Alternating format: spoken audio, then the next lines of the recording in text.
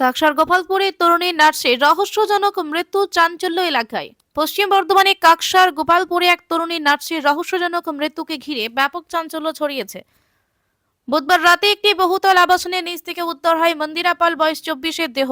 মৃতার বাড়ি বাঁকুড়া জেলা বিষ্ণুপুরে। তিনি মলানদিঘির একটি বেসরকারি মেডিকেল কলেজ ও হাসপাতালে কর্তব্যরত ছিলেন বলে পুলিশ সূত্রে জানা গিয়েছে।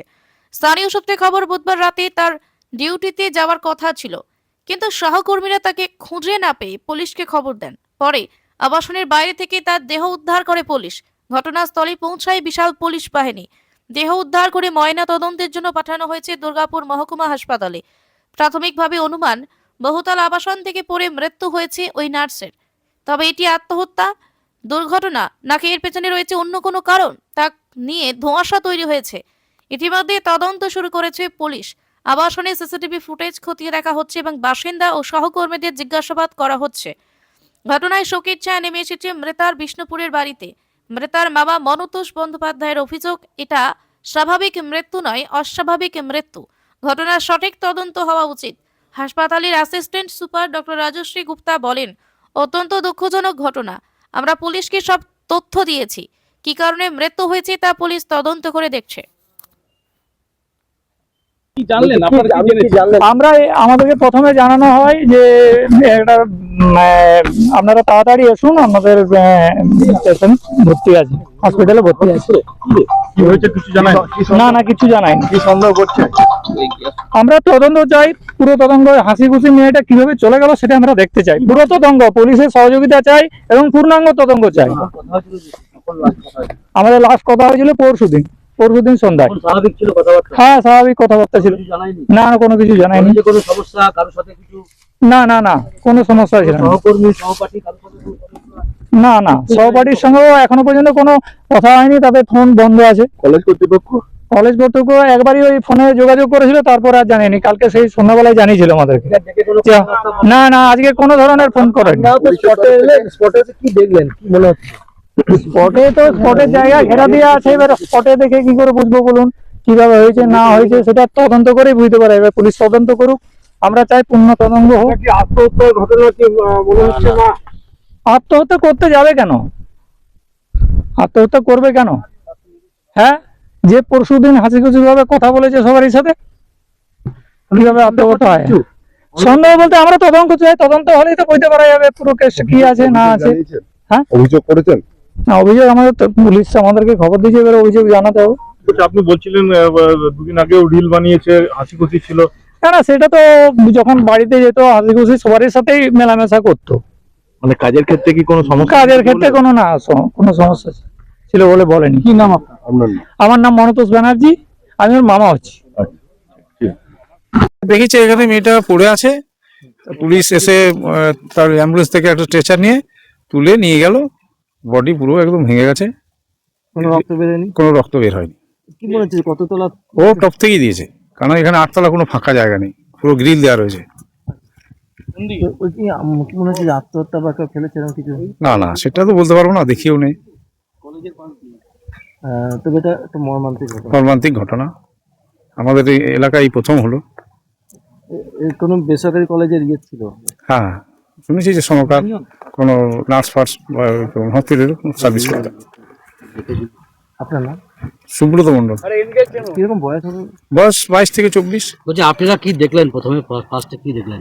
আমরা দেখলাম যে পুলিশ এলো। কখন দেখলেন টাইমটা? সেটা তখন 8টা 10-15 কি দেখলেন? রাত্রি। তো দেখলাম যে পুলিশ আর অ্যাম্বুলেন্স এসছে। ওরা ওইখান থেকে টর্চ নিয়ে এলো, আমরাও টর্চ নিয়ে এলাম। তারপর ঢুকলাম ভেতরে, তখন দেখলাম যে একদম পুরো রোল হয়ে পড়ে রয়েছে। মনে হচ্ছে একটা পড়ে রয়েছে, কাগজ, ওই কি বলে ওটা, শাড়ি ফাড়ি এরকম ঢাকা কিছু পড়ে রয়েছে, একদম পুরো ভেঙে গেছে বডি। উপর থেকে পড়েছে? ওপর থেকেই পড়েছে, মানে ছাদ থেকে না টপ থেকেই পড়েছে। তাছাড়া এখানে 8তলা ফাঁক নেই দেখুন। ওর রুমমেটরা কি বললো? ওর রুমমেট বললো, ওই নামটা বললো মন্দিরা দাস, বিষ্ণুপুরের বাড়ি। এখানেই থাকে না? ঝোপের মধ্যে পড়ছিল। কি হয়েছিল কিছু জানতে পেরেছেন কি? না আমরা কিছুই জানতে পারিনি। আমরা যখন পুলিশ গাড়ি এলো অবস্থায় পড়েছে? হ্যাঁ, একটু রক্ত বেরিয়ে। আচ্ছা, শুধু পড়ে গিয়ে ভেঙে গেছে? পড়ে গেছে সব, ওটা পুরো বডিটাই ভেঙে গেছে। কিরকম বয়স? 22 থেকে 24 হবে। তারপর পুলিশ এসেছিল, পুলিশ এসছে, প্রচুর পুলিশ এসছে। আপনারাও কি চাইছেন? আমরা চাইছি একটা তদন্ত হোক। কি নাম আপনার? আমার নাম সুব্রত মণ্ডল, এখানেই থাকে? বোলপুরি বাড়ি। এখানে অনেকজনই থাকে নাকি হোস্টেলে? ওদের হোস্টেল টোটাল ওইটাই হোস্টেল, নার্সিং হোস্টেল। হ্যাঁ, প্লাস আছে আপনার ইয়ে পঙ্কজ মুখার্জির এখানে RKSC যে ইয়েটা আছে, মানে মহিলারাই থাকে সব? মহিলা বেশি থাকে। না, প্রথম কথা কোথা থেকে পড়েছে সেটাও বুঝতে পারছি না। কলেজ কর্তৃপক্ষ কালকে একবার শুধু ফোন করে খবর দিয়েছে তাড়াতাড়ি করে এসো, তাড়াহুড়া করে এসেছি, কোনো খবর এখনো পর্যন্ত ওরা যোগাযোগ করেনি। আমরা কাল সারা রাত হসপিটালে ছিলাম, এখনো পর্যন্ত রয়েছি, কোনোভাবে আমাদের সঙ্গে কন্ট্যাক্ট করেনি। আর দ্বিতীয় কথা হচ্ছে, মানে হসপিটালে কালকে যে ছিলাম, কলেজ কর্তৃপক্ষ তো কমসে কম যোগাযোগ করুক, ওদের যোগাযোগ করে কি হয়েছে না, আমরা তো হতভম্ব এখনো পর্যন্ত ঘুরছি, এখনো পর্যন্ত জানি যে কি হয়েছে ঘটনাটা। ভুলকে তো ছোট থেকে আমরা মানুষ করেছি, কোলে বেড়ে হারা হয়ে গেছি, সর্বহারা। কোথায় কাজ করতেছে, ষোলোটাতে। কি সন্দেহ করছেন? দেখুন, আমি চাই উচ্চ মানে তদন্ত হোক, হ্যাঁ পুরোপুরি তদন্ত হোক, হাই লেভেলের অফিসার দিয়ে তদন্ত হোক, যাই থাকুক সামনে বেরিয়ে আসুক। সিসিটিভি রয়েছে, সিসিটিভি ফুটেজ চেক করুক, কোথায় কোথায় গিয়েছিল, কে ছিল সাথে, কি কারণে হয়েছে। আমি চাই পূর্ণাঙ্গ তদন্ত হোক, আর আমি এটা শেষ দেখে দেখতে চাই। না, পুলিশের সঙ্গে সেভাবে আমার কোনো সেভাবে কোনো শত্রুতা নাই, কোনো রকম ঘরে ঝগড়াঝাটি কোনো কিচ্ছু নাই। পরশু দিন রাত্রে আমার একটা সন্দেহ রয়েছে। সন্দেহ বলতে কোনো মানুষ ওইভাবে তো ঝাঁপ দিতে পারে না, কি হয়েছে আমাকে জানতো। আমি যার জন্য আমি রিল বানিয়েছে, মানে কোনো অস্বাভাবিকতা না না না না কোনো অসুবিধা লক্ষ্য নেই। কিছুদিন আগে আমার দিদা মারা গেছিল, আগের শুক্রবার আমার সঙ্গে কথা হলো যে দাদা আমি ছুটি পাচ্ছি না, আমি যেতে পারছি না। গত পরশুদিন লাস্ট কথা হয়েছে। পরশুদিন আমরা মেসেজ হতে পারি, ওর বাবার সঙ্গে কথা হয়েছে। কোনো ও কথার মধ্যে কোনো না না না কোনো দিনের জন্য না, কোনো প্রবলেম হলে আমাকে অন্তত বলে। আপনি কি রহস্য মনে হচ্ছে? আমার তো মনে হচ্ছে আমার তদন্ত করুক, আমি প্রশাসন ওখানে হাজির করে রিকোয়েস্ট করবো, যেমন এই তদন্ত করুক আর সামনে বেরিয়ে আসুক আসল রহস্যটা। এইটুকু আমি প্রশাসনকে হাজির করে আমি রিকোয়েস্ট করতে চাই। আসল আমার নাম নারায়ণ দাস, আসল সত্যটা যেমন বেরিয়ে আসে, তাতে যাই হোক। কতদিন চালিয়ে যেতে? 1 বছর হতে যাবে। আমি চাই আসল সত্যটা বেরিয়ে আসুক। পড়াশোনা কি এখান থেকে করেছিল? না, বেঙ্গালোর থেকে, সেটা থেকে মেসো ফলের ব্যবসা করে কষ্ট করে মানুষ করে ওকে ইয়া করেছে। আমি দিতে যেতাম, নিয়ে আসতে যেতাম। আমি চাই প্রশাসনের কাছে হাজির করে রিকোয়েস্ট, যেমন এর পূর্ণাঙ্গ তদন্ত হোক এবং এর বিচার যেমন পাই, তাতে যাই আসুক, তাতে যাই আসুক। নাম হচ্ছে কি? হ্যাঁ, বলুন। নাম নারায়ণ দাস। আপনি কি হন? আমি আমার মাসির মেয়েও। ঘটনাটা কখন জানলেন আপনারা? ওকে,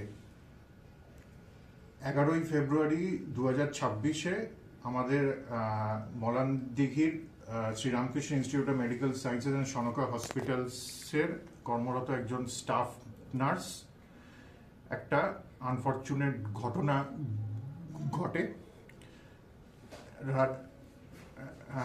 তার শিডিউলড নাইট ডিউটিতে রাত 8টার সময় আসার কথা ছিল। তিনি না আসার পরে তার কলিগরা যখন তাকে ফোন করে খুঁজতে যায়, তাকে ফোনে কন্ট্যাক্ট হয়নি। তো তখন তিনি গোপালপুর রাজেন্দ্রনাথ পলিটেকনিক কলেজের কাছে যে রেসিডেন্সিয়াল বিল্ডিংয়ে তিনি থাকতেন, সেইখানে তার কলিগরা তাকে খোঁজা আরম্ভ করে। মোটামুটি সেই রাতেরই রাত 9টায় ওনাকে মৃত অবস্থায় বিল্ডিংয়ের বাউন্ডারি জাস্ট বাইরে পাওয়া যায়। পুলিশ অ্যাডমিনিস্ট্রেশন কে ইনফর্ম করা হয়েছে, তখনই হসপিটালের পুলিশ ইমিডিয়েটলি পৌঁছয় ওখানে। কারেন্টলি ইনভেস্টিগেশনটা police has taken up and যা যা ইনফরমেশন কলেজের তরফ থেকে পুলিশকে দেওয়া সম্ভব আমরা অলরেডি দিয়েছি। ওনার family members are also informed. আর এইরকম সময় Sanaka family stands with the investigating team, stands with the bereaved family. আর আমাদের দিক থেকে যা সহযোগিতা দরকার, যা সাপোর্ট দরকার, আমরা সেটা we will do it fully for both the local police authorities and the family. ওই বহুতলটা কি মানে আপনাদের কলেজের, না ওটা কি পার্সোনাল ভাড়া করে থাকতেন? হ্যাঁ, ওই বহুতলটা